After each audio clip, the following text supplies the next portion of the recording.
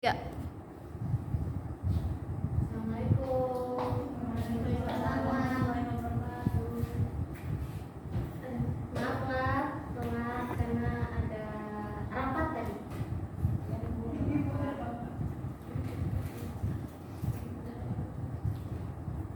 Gimana kabarnya hari ini? Alhamdulillah baik Ibu. Ibu apa kabar Bu? Alhamdulillah baik. Tadi nggak bisa diam ya? Tadi Bu maaf ke Baru Iya. Aku tadi apa kok? Kali ini kita akan belajar terkait penafsiran tentang Bang Asi.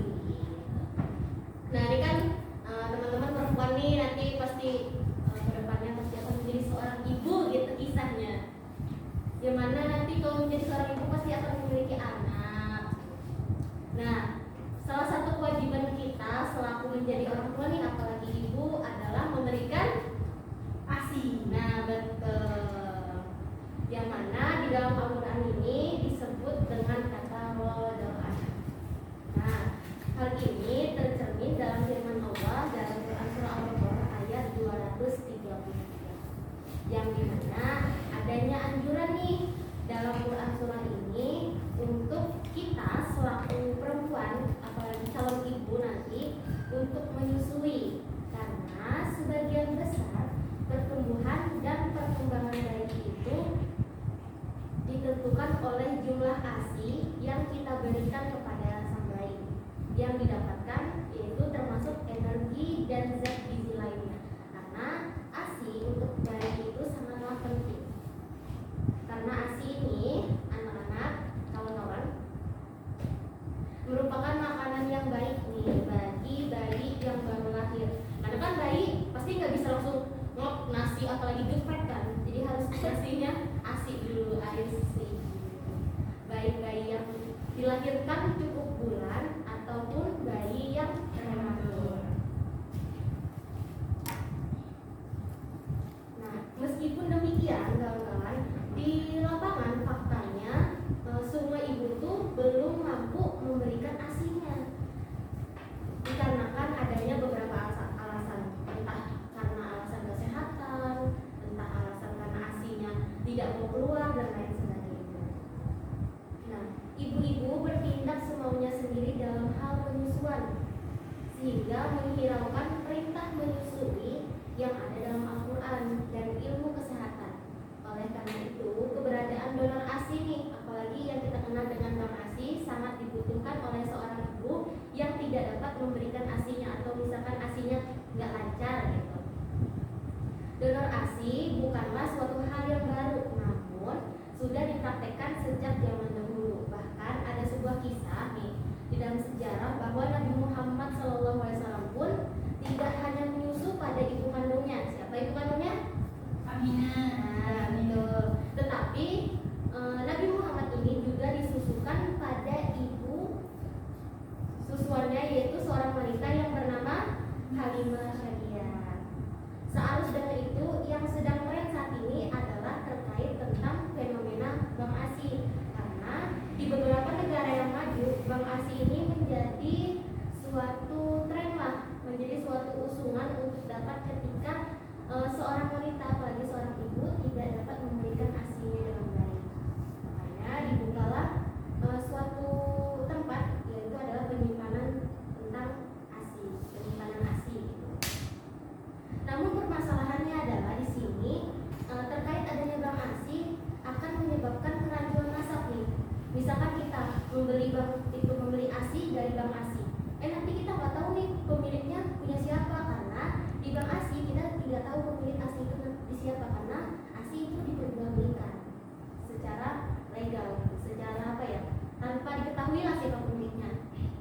Sebab karena Bang ASI ini akan merancukan nasab, sebab dalam Islam bayi yang disusui seorang ibu yang bukan merupakan ibu kandungnya akan menjadi mahram dengan syarat tertentu. Nah, para ulama ini terbagi menjadi dua terkait hal ini. Sebagian ada yang berpendapat ASI tidak menjadikan mahram, sementara sebagian yang lain berpendapat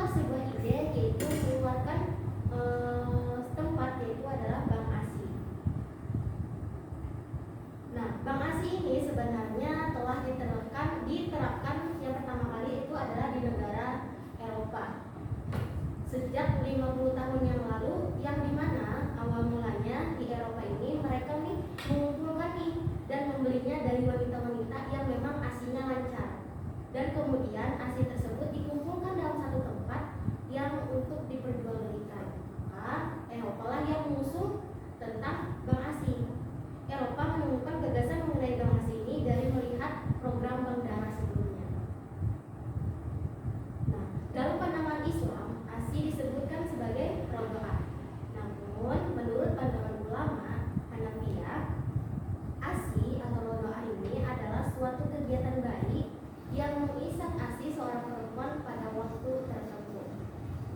Menurut ulama Malikiyah pun, masuknya susu ke dalam tubuh manusia dengan sebagai fungsi penambah gizi bagi si bayi.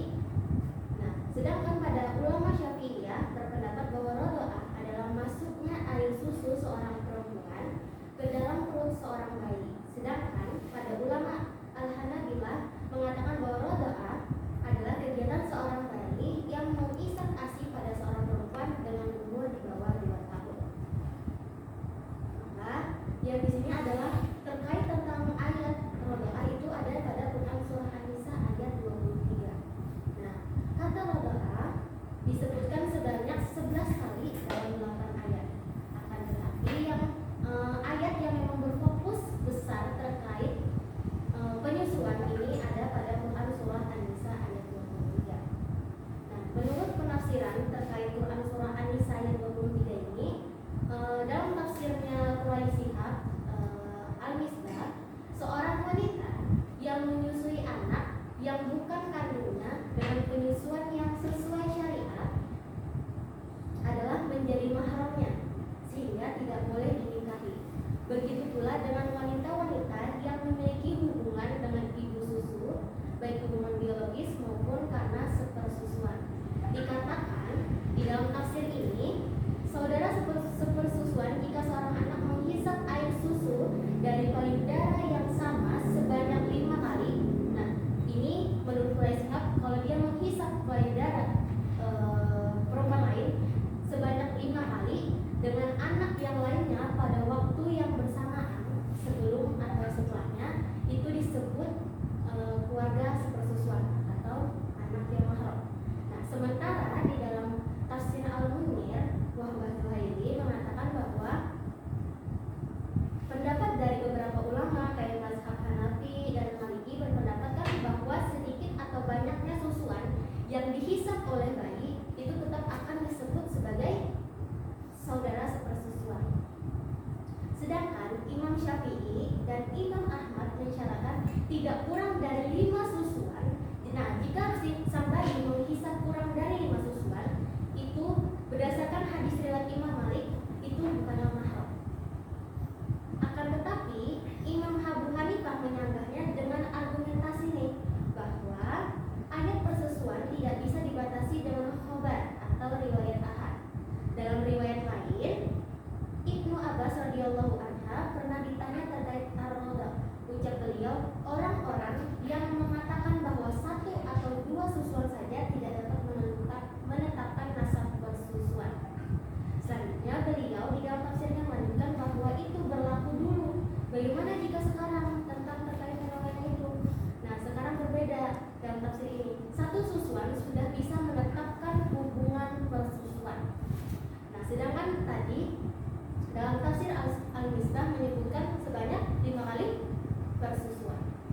Sedangkan tafsir Al-Munir, kalau misalkan dia menghisap dengan 1 susuan saja, berarti dia sudah menjadi saudara sepersusuan. Ada perbedaan pendapat. Adapun ditambah lagi nih oleh Wahbah Az-Zuhaili bahwa ar-rodah harus ketika bayi berumur 2 tahun ke bawah. Adapun pada kitab tafsir Al-Azhar menyampaikan bahwasannya perempuan yang pernah kita kecap air susunya itu sudah dianggap sebagai ibu kandung. Jadi misalkan nih, kita kan beli bank ASI nih, beli air susu itu di bank ASI, tetapi kita tidak langsung menyentuh si perempuan itu melalui misalkan kita susunya melalui dot. Nah, pendapat si tafsir Al-Azhar menyampaikan bahwa walaupun tidak tersentuhnya mulut kita kepada wanita itu, nah itu tetap disebut sebagai saudara sepersusu. Nah, berdasarkan penafsiran di atas, terdapat isyarat dari Quraisy bahwa seorang anak tidak menjadi mahram nih jika ia tidak mengisap ASI secara langsung. Nah, di Quraisy karena Quraisy adalah seorang yang memang tafsir kontemporer, jadi dia sudah melihat nih berbagai macam perkembangan bahwa jika kita tidak menghisap langsung kepada si perempuan, itu tidak menjadikan dia mahram. Jika ia tidak menghisap ASI secara langsung nih, nah dari ibu susuan, dan itu pun dengan syarat 5 kali susuan. Makanya jika kita nih ngedot tapi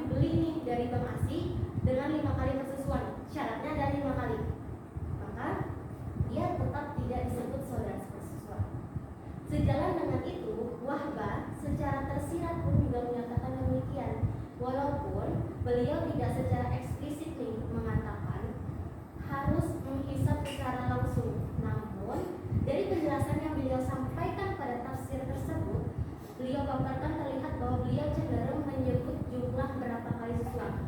Berapa tadi? 1 kali yang menjadikan mahram. Sementara Hamka berpendapat jika si anak tidak menyusui secara langsung kepada payudara ibu susuan, itu tetap dianggap hubungan mahram. Jadi ada perbedaan pendapat nih.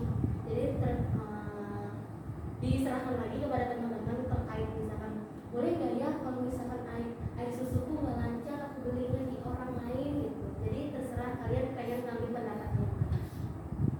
Nah, jadi Bank ASI adalah tempat menerima, menyimpan, dan menyalurkan ASI. Hukum permasalahan kontemporer nih seperti ini sudah seharusnya disandingkan dengan pandangan-pandangan yang kontemporer juga. Kalau misalkan kalian nih pengen memandang terkait fenomena ini dengan tafsir klasik, pasti akan berjawabnya pasti akan ditentukan dengan hukum yang haram. Karena itu berlaku pada zaman dulu. Makanya kita perlukan ketika ada suatu permasalahan kontemporer bisa dikaitkan dengan tafsir kontemporer. Nah, jika dikaitkan dengan pendapat Quraisy Shihab dan Wahbah Zuhairi tadi, maka hukum Bank ASI menjadi boleh karena tidak mengakibatnya terjadinya pemahaman.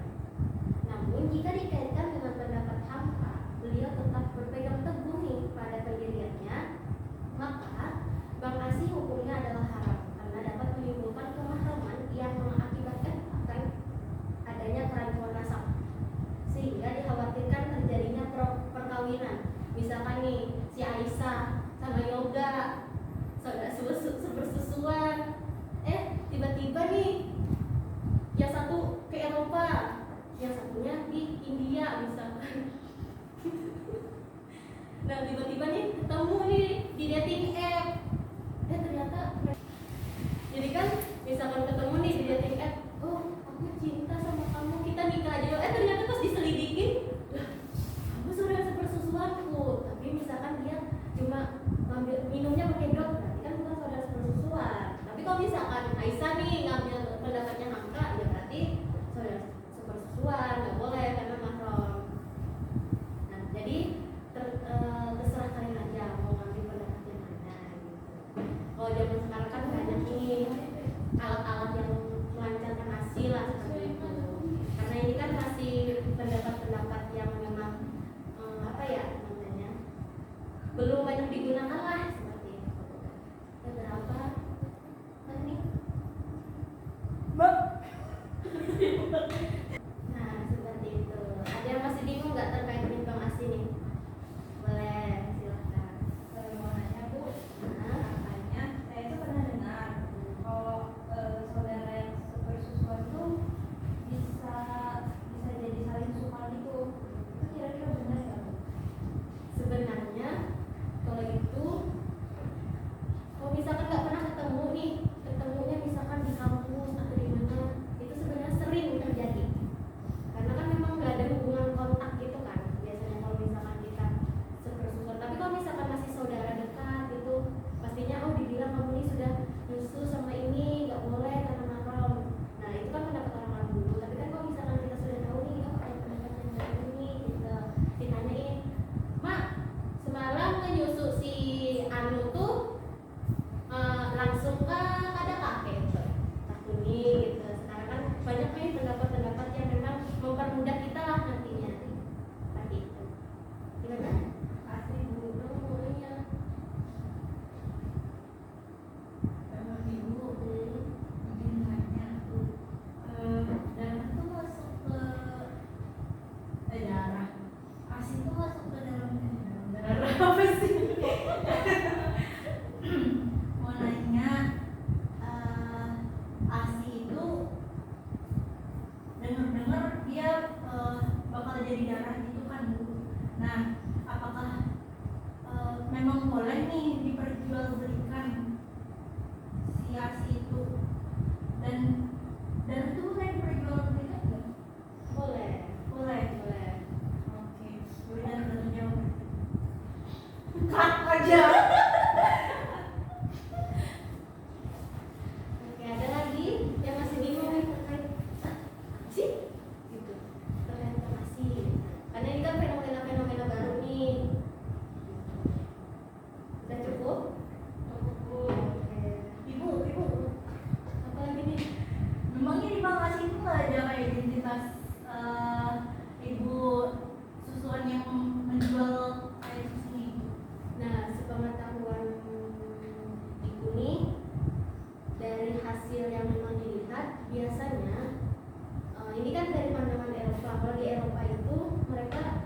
membeli nih misalkan, oh ini ayamnya susu berlebihan gitu, tapi tidak dicatat